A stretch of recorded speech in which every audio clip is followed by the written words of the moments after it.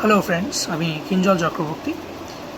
আজকে একটা গুরুত্বপূর্ণ জায়গা নিয়ে আজকে আলোচনা করবার চেষ্টা করব এবং যেটা ভীষণভাবে জায়গাটা সম্পর্কে বোঝা বর্তমানে শিক্ষার্থীদের ক্ষেত্রে অত্যন্ত গুরুত্বপূর্ণ, বিশেষ করে আমরা যারা এডুকেশনাল সাইকোলজি, ইনস্ট্রাকশনাল সাইকোলজি বা এডুকেশনাল টেকনোলজি ইত্যাদি ফিল্ডে যারা রয়েছে এবং রিলেটেড টু হিউম্যান ডেভেলপমেন্ট, এর যে কোনো ফিল্ডে আমরা যারা রয়েছি তাদের প্রত্যেকের কিন্তু এই বিষয়টা বোঝা ভীষণভাবে প্রয়োজন। এই বিষয়গুলো বেসিক্যালি আমাদের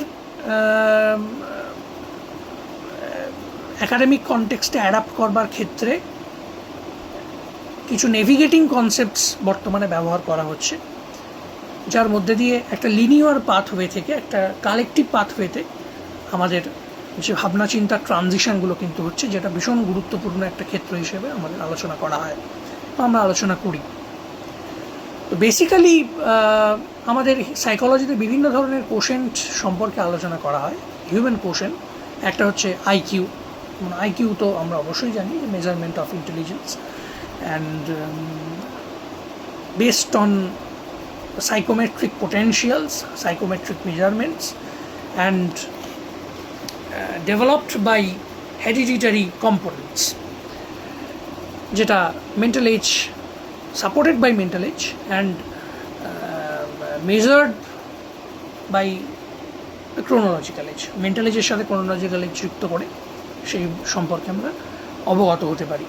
কাজে it is a very based on very fixed mindset এবং এর বাইরেও পরবর্তীকালে মতামত তৈরি হয়েছে গ্রোথ মাইন্ডসেট। যখন এটা ক্যারল ডুয়েকের রিসার্চ সবাই জানি, তখন এইগুলোর ম্যালিয়েবিলিটি নিয়ে যখন প্রশ্ন চলে এলো তখন এই বিষয়টা খণ্ডিত হয়ে গেল আর কি। কিন্তু বেসিক জায়গাটা কিন্তু আইকিউ সম্পর্কে একটা কোশেন্ট হিসেবে আমরা আলোচনা করি, যে ability to adapt, learn, acquire knowledge etcetera.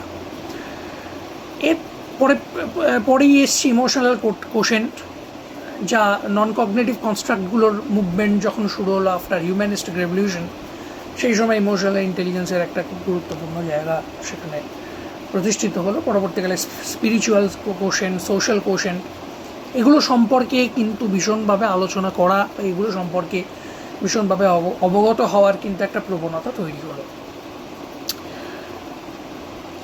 তো এই প্রসঙ্গে আমরা যদি 1990 সালের সিনারিওটা চিন্তা করি বা তৎপরবর্তী সিনারিও সম্পর্কে যদি ধারণা অর্জন করি, তাহলে বেসিক্যালি কিন্তু দুটো জিনিস আমাদের ভীষণভাবে ঘটে গেছে। একটা হচ্ছে গ্লোবালাইজেশন, আর একটা হচ্ছে টেকনোলজিক্যাল রেভলিউশন। অর্থাৎ এক্সিস্টিং যে টেকনোলজিগুলো ছিল তার একটা হিউজ অ্যান্ড হিউজ চেঞ্জ হয়েছে এবং একটা র্যাপিড এক্সপ্যানশনস হয়েছে তার। অর্থাৎ এক্সটেন্ডেড টেকনোলজিগুলোর থেকে একটা অ্যাডভান্স টেকনোলজির দিকে আমরা এসেছি এবং পরবর্তীকালে তো আর্টিফিশিয়াল ইন্টেলিজেন্সের একটা মুভমেন্টও শুরু হয়েছে, যেটাও কিন্তু একটা টেকনোলজিক্যাল রেভলিউশনের একটা অত্যন্ত গুরুত্বপূর্ণ ক্ষেত্র হিসেবে কিন্তু আলোচনা করা হয়। এবং তার সাথে রয়েছে গ্লোবালাইজেশন। হিসেব মতো দেখতে গেলে গ্লোবালাইজেশনের একটা অংশ হিসেবে এই টেকনোলজিক্যাল রেভলিউশনটা কিন্তু কার্যকরী হয়েছে এবং এই টেকনোলজিক্যাল রেভলিউশনের মধ্যে যে বিষয়টা আমরা ভীষণভাবে আলোচনা করব, যে বিষয়গুলো ভীষণভাবে উঠে আসে সম্প্রতি, সেগুলো নিয়ে আমি একটা জায়গা কিছু লিখেছি এবং সেগুলো নিয়ে আমার কিছু গবেষণাপত্র প্রকাশ হয়েছে। বেসিক্যালি যেমন কিছু নেভিগেটিং কনসেপ্ট তারপরে এসছে after the navigations of artificial intelligence, যেমন augmented cognition, extracted from augmented reality,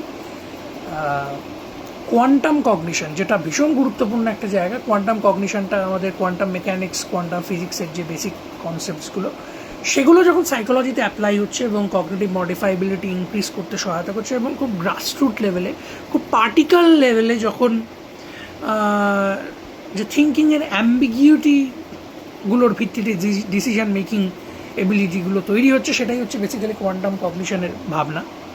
এবং অগমেন্টেড কগনিশন, যেটা আমি আগে বললাম যে অগমেন্টেড রিয়েলিটি, সেখান থেকেই একটা তার ব্রডার কনসেপ্ট হিসেবে সেটা ব্যবহার করা হচ্ছে, যেখানে খুব টেকনোলজি রিকোয়ারমেন্টসগুলোকে ব্যবহার করে বা আর্টিফিশিয়াল ইন্টেলিজেন্সের রিকোয়ারমেন্টসগুলো ব্যবহার করে সেখানে কগনিটিভ মডিফাইবিলিটিগুলোকে ইনক্রিজ করা হচ্ছে। পাশাপাশি আরও যে সমস্ত বিষয়গুলো, যেমন তার মধ্যে একটা ক্ষেত্র হচ্ছে আমরা বলতে পারি যেমন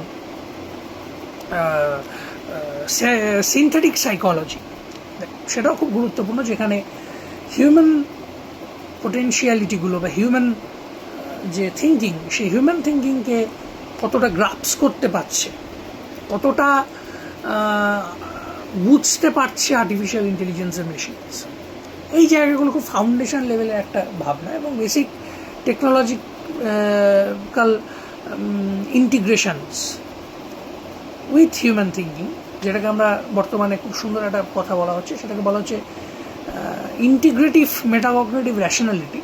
অর্থাৎ আমাদের মেটাকগনিশনের হিউম্যান পোটেনশিয়ালিটি যেখানে শেষ হয়, তার সাথে যদি আমরা আর্টিফিশিয়াল ইন্টেলিজেন্সকে অ্যাড করি, তাহলে আমাদের মেটাকগনিশনের একটা ওয়াইড এপিস্টেমিক ডেভেলপমেন্ট হবে, যেটা বিয়ন্ড দ্য এপিস্টেমিক কগনিশন। সুতরাং এই ইন্টিগ্রেটিভ মেটাকগনিশনের একটা খুব গুরুত্বপূর্ণ ভূমিকা রয়েছে। তো সেই জায়গা থেকে আমাদের একটা ভাবনা আসছে বা একটা কোশ্চেন নতুন ডেভেলপ করছে, সেটাকে আমরা বলছি ডিজিটাল কোশ্চেন বা DQ. It's an ability to understand, organize, adapt the digital technologies and requirements for the daily life practices. অর্থাৎ সামগ্রিকভাবে আমরা টেকনোলজিকে এনহ্যান্স করার ক্ষেত্রে কতটা এবল, সেইটার সূচকই হচ্ছে ডিজিটাল কোশেন্ট। এবং 2016-তে এটা ম্যাকেনজি অ্যান্ড কোম্পানি বলে একটি সংস্থা, তারা প্রথম এটিকে ডেভেলপ করে, যে ডিজিটাল স্কিলসগুলোকে এনহ্যান্স করার ক্ষেত্রে কোনো মানুষ কতটা ক্যাপেবল বা সেটাকে কার্যকরী করার ক্ষেত্রে কতটা তার অ্যাপটিটিউড সে দেখাতে পারছে, সেই বিষয়টাই হচ্ছে বেসিক্যালি ডিজিটাল কোশেন্ট হিসেবে তারা মেজার করেছে আর কি। মানে ডিজিটাল কোশেন্ট স্কেল তারা একটা ডেভেলপ করেছিল, তার ভিত্তিতে ডিজিটাল কোশেন্ট। তো ডিজিটাল কোশেন্টের 4টে কিন্তু বেসিক অর্গানাইজেশনস রয়েছে বা 4টে বেসিক ডাইমেনশনস রয়েছে। একটা হচ্ছে স্ট্র্যাটেজি, একটা হচ্ছে কালচার, একটা হচ্ছে অর্গানাইজেশন, একটা হচ্ছে ক্যাপাবিলিটিস। স্ট্র্যাটেজি বলতে সাধারণভাবে বোঝায় কোন পদ্ধতি পন্থা অবলম্বন করা হচ্ছে, যে পদ্ধতি পন্থাটা খুব ইউজফুল, সোশ্যাল ইম্প্যাক্ট রয়েছে যার, এবং যে পদ্ধতি পন্থাগুলো ভীষণভাবে একটা এক্সটেন্ডেড টেকনোলজিকে বর্জন করে একটা অ্যাডভান্স টেকনোলজিকে অ্যাডাপ্ট করতে পারে, সেই জায়গাটা কিন্তু এখানে প্রাধান্য দেওয়া হয়েছে। That is strategy of digital quotient. Culture of digital quotient that deals with the digital environment, অর্থাৎ এখানে ডিজিটাল ডিভাইডের যে নিরসন, সেই জায়গাটাই এখানে তুলে ধরা হয়েছে। অর্থাৎ ডিজিটাল নেটিভ তৈরি করতে হবে, অর্থাৎ আমরা কতটা টেকনোলজিকে এনহ্যান্স করে সেই কালচারে বড় হয়ে উঠতে পারছি, ডিজিটাল সিটিজেন হয়ে উঠতে পারছি। প্রজেক্ট